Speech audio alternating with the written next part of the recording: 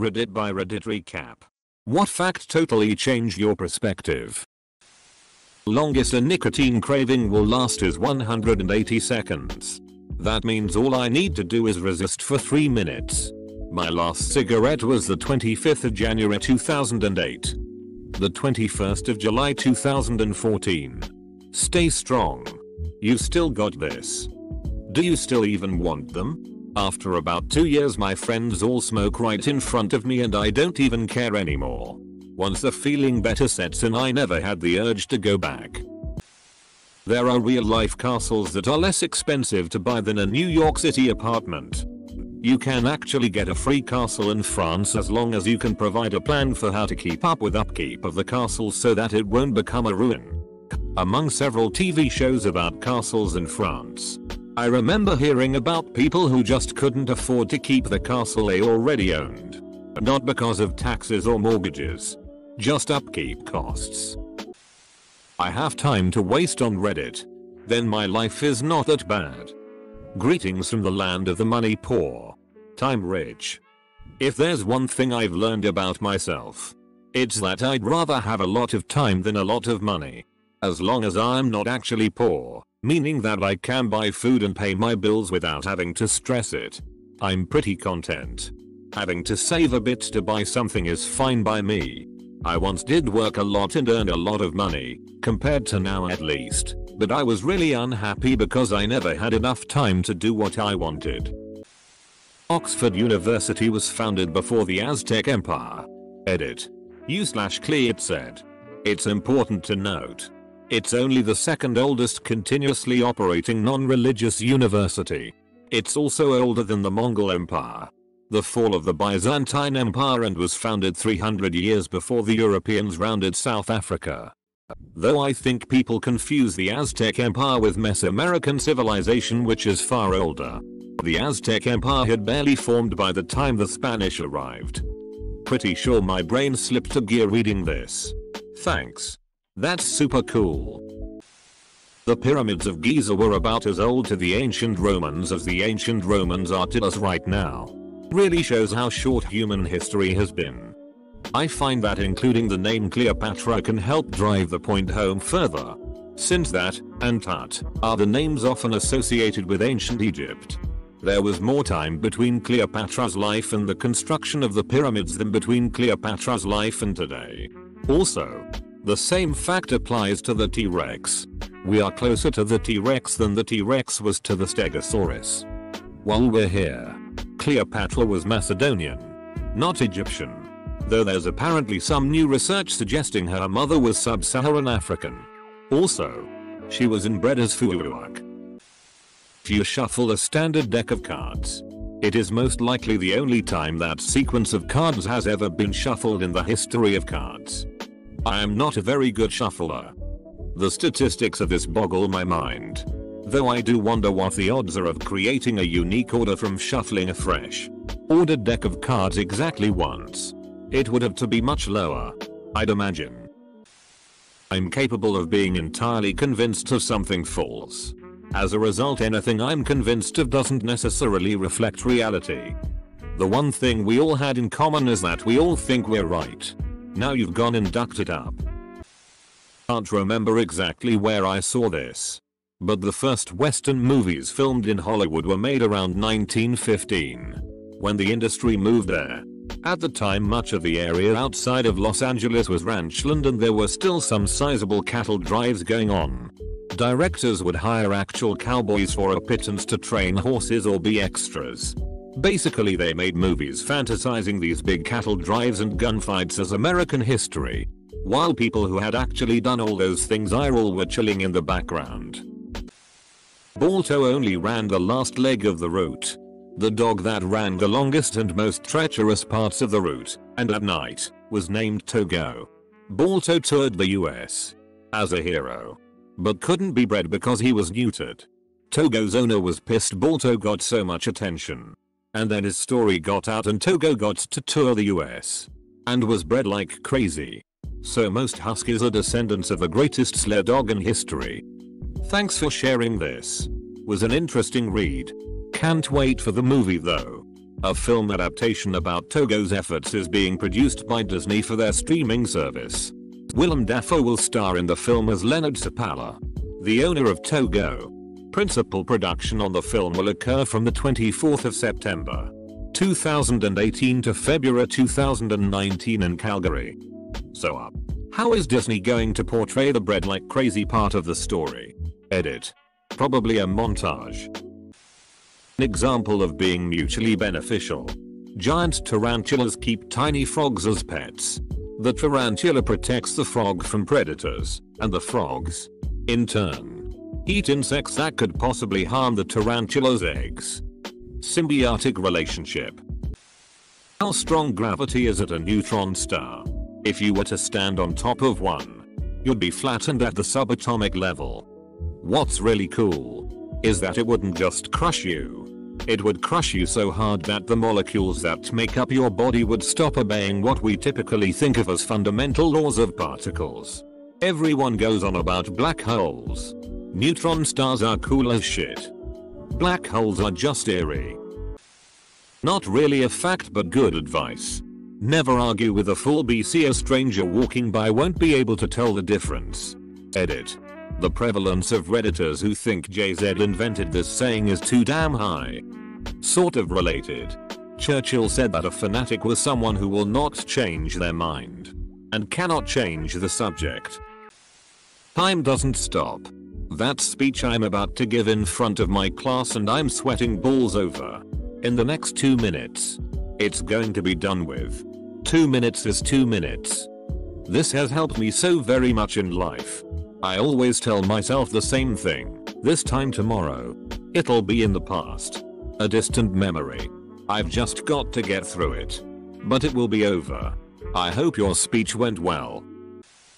Most people are too wrapped up in their own lives and insecurities to focus on your little stumbles. Try to think of other people's embarrassing moments. It's actually quite hard to do. And if I do think of something, I don't dwell on it or give it more than a fleeting thought. It's usually no big deal. It's kind of nice to know that no one really gives a shit and maybe that one cringy thing I once said isn't actually that big of a deal. Related note, when I realized that I would never talk to someone the way I talk to myself. It was a little light bulb moment. Self-compassion is a long road. Edit. To thank you for the golden to say. I'm sorry that not everyone is kind and that some of you are stuck in environments where people do make you feel small. I'm not discounting that or saying that it doesn't happen. I just think that it's maybe part of a different conversation. I'm also not endorsing not giving a duck about other people. My whole and only intention was just to nudge you in the direction of being a bit gentler on yourself. Related note, when I realized that I would never talk to someone the way I talk to myself. It was a little light bulb moment. Self-compassion is a long road. I learned to treat myself the way I treat my nieces. When they make a mistake, do I talk down to them? Nope. I encourage them to do better next time. Do I ever call them out of their name for any reason? Nope. So I can't do that to myself. Do I constantly point out their flaws to them and make them feel bad about them? Nope. So I'm also not allowed to do that to myself. And so on. It changed my life for the better. It gets hard sometimes. But then I have to realize I can't be a bully to myself. It's not fair to me and I don't deserve that. When I realized that I would never talk to someone the way I talk to myself. It was a little light bulb moment. Self-compassion is a long road. You might have just changed my life for the better. I honestly really appreciate this. You have an increased chance of getting murdered or committing suicide if you win it big in the lottery. And I think the chances are increased quite dramatically. Sure. But the chances start out fairly small. So even a massive increase can still leave you with a fairly small chance. There are planets out there without suns. Planets that are hurtling through space in absolute total darkness. Imagine being there. When people drive drunk in the countryside, they'll sometimes drive without lights on in order to avoid being spotted in the distance by cops. I feel like there's a comparison to be made between these people and your hurtling planets. 1000 seconds equals 16 minutes. 1 million seconds equals 11 days. 1 billion seconds equals 32 years. I don't believe you. I'm going to start counting right now to fact check this. I will report my findings when I have finished. Remind me in 32 years. There will always be more things that need to get done than I have time for. From Jim Carrey. You can fail at something you don't want to do, so you might as well follow your dreams. That really spoke to me and inspired me to write music again. Wi-Fi being down during the presentation I thought I nailed. Don't be ridiculous. That is why you nailed it. We can't say no to someone with balls that big. We judge others on their actions, but ourselves on our intentions. I remember reading that the right question to ask is not am I a good person? It's what good do I do in the world? When I started thinking about it that way, I realized I wasn't actually a very good person. Between this and OP, I've realized I really need to reevaluate a lot of things. Maybe the people that you think you don't like them. A lot of people think I hate them. Truth is, I have a hard time opening up to people, so I push them away even though I do like them. A lot of people think I hate them. I just have social anxiety and don't want to talk to anyone. I don't understand people that think I'm weird for wanting peace and quiet. Edit. I commented this while drinking last night and had no idea it would get this much attention. I just want to add that I do have close friends that I love dearly, and I force myself to spend time with them even though it's hard sometimes. I more meant that my neighbors and people that I meet out in public usually think I'm weird because I avoid new interactions. The reason I made the peace and quiet comment is because recently, a neighbor's kid came to our door and asked us if he could shovel the snow from our driveway and told us that people in the neighborhood think we're mean because we don't talk to anyone. This struck me as odd because 1. I bought a house with my husband so we could have space and privacy, and 2. We do the normal nod to acknowledge when passing neighbors and I'm not sure what else they want. Am I supposed to knock on their damn door to talk to them about nothing? My husband and I prefer to keep to ourselves and as adults probably have less in common with most of them as we have no kids, lot of kids in our neighborhood. There are many schools nearby and spend a lot of time indoors playing video games and the like. I just think people are too quick to judge without knowing a person. Also, I'd like to add that I just recently visited a psychiatrist and am currently seeking assistance with my anxiety. Thank you to everyone who commented. And please, if you meet someone who acts different than you'd expect, try to consider what they might be going through. You never know what a person is dealing with. Also, sorry for format. On mobile. This fact is super relevant to tomorrow. Martin Luther King Jr. and Anne Frank were born the same year. Blows my mind whenever I think of it. Edit. I wrote this on Sunday. Just to clarify the tomorrow comment. Abraham Lincoln and Charles Darwin were both born on the 12th of February 1809.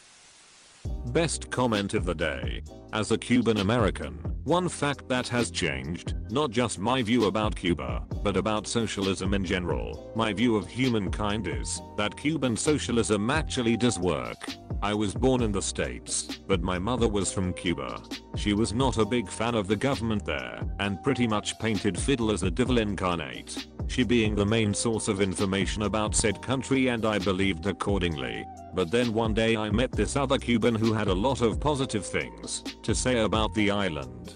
I confronted him about it, and he gave me a whole bunch of fact that I've never heard before, such as the revolution teaching the poor literacy, the revolution arming the people to defend against foreign invasion, providing free medical care to its population, rationing food products among the people, cutting off diplomatic ties with Israel over the mistreatment of Palestine, organizing teams of doctors to go and provide free medical care to the poor in third world countries, and sending its military to Angola to defend her against the spread of South African apartheid twice. I was doubtful at first, but then he challenged me to visit the island and see for myself, and I did just that. To make this comment short, I was convinced of pretty much everything he said.